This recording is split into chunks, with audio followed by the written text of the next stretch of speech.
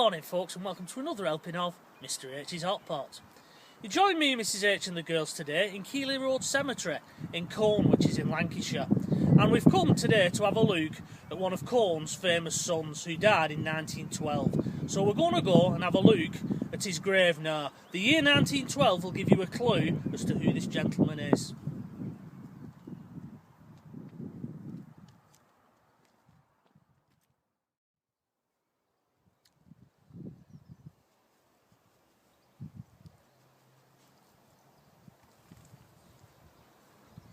So, Hot Potters, this is the grave of the man that we've come to see, the famous son of Colne. Now, it is, of course, Wallace Henry Hartley, and he was famously known for being the bandmaster of the band that continued playing on the Titanic as it sank. Now, both Wallace Henry and his bandmates, they all died on the Titanic, unfortunately. It was a 9-piece band, 8 other band members besides himself. Now, he was a violinist by trade, and there's been many films made about him. You know, he's passed into like Titanic folklore type of thing as being a man who continued to play on and face death with dignity, which, remember, you're just talking about the Victorian generation, or the later end of the Victorian era generation, and it would have fitted in nicely with them and all that kind of thing. Now, he's most famously known for playing the last song, which is Closer to My God Than Thee, and there's the opening bars of that on his epitaph along with the violin. Now, it looks like someone has come and put a little Titanic, it's stuck in there, I won't force it out. They put that on there, you know, a little model of the Titanic. Now, many people turned out for this man's funeral. There was 1,000 people at this man's funeral, apparently. And there was like 40,000 people lined the streets to watch his coffin be brought to this spot here. So they really thought a lot of him. Now, he only lived here briefly, apparently. He moved to Dewsbury later on, before he took the job, his fateful job on the Titanic. He didn't want to leave his fiancée, who bought him the famous violin. Now, there's a story about the violin that was returned to his fiancée. They managed to recover that, along with Wallace's body. And that sort of had a funny journey, and it went right through, hidden, up until 2013, where it resurfaced, and it sold for $1.7 million, apparently. So that's a little sad story to that. We're not following the story of the violin or the Titanic, that's well documented elsewhere. We're going to look at these monuments throughout Colne to Wallace Henry Hartley.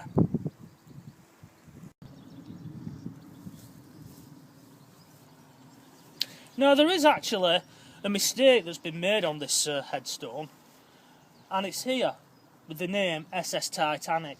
Now, that would normally stand for Steamship Titanic, but the Titanic was actually known as RMS, which is Royal Mail Ship, because it had a post office on the ship with clerks, and it was a working post office. Obviously, it wasn't in operation very long, seeing as it sank on its maiden voyage.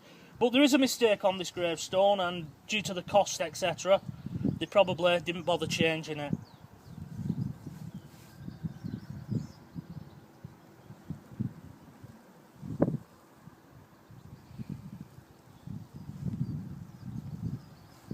Now, I'm unaware what this symbol is here. Maybe someone can point out if it is a Masonic symbol or not.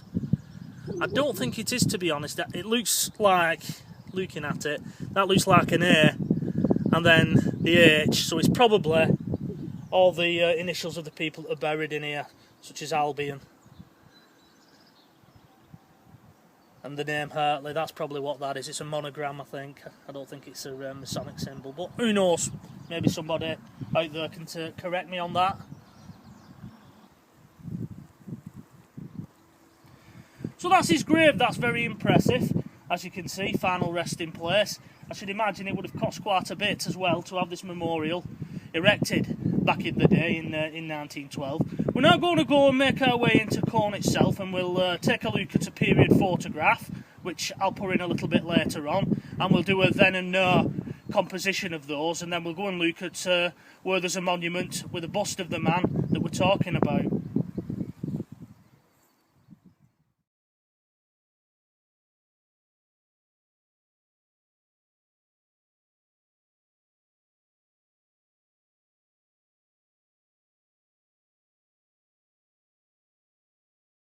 Now this is a modern day version of that photo. As you can see here, there's Colne Town Hall, and all the way down this road behind me there would have been thousands of people lining the street waiting for the funeral procession to come past.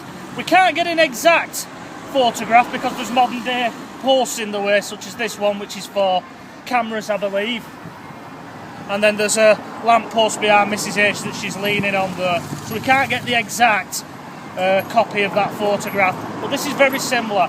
We're now going to take a look at the actual official memorial for Mr Hartley, which is down the road there.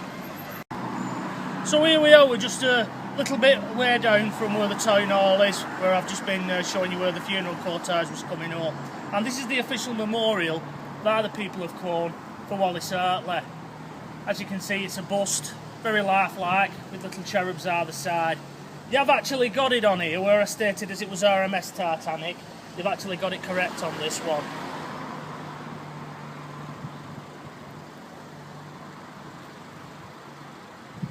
Now apparently the cherubs were stolen in 1992 and it was quickly replaced in 1995. This was erected in 1915, but it used to be just over there.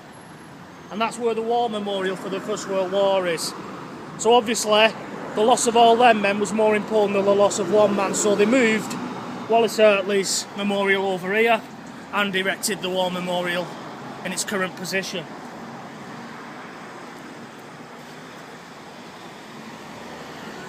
So that's it folks, that's a little look at the memorials here in Colne to Wallace Henry, the bandmaster who continued playing whilst the Titanic sank.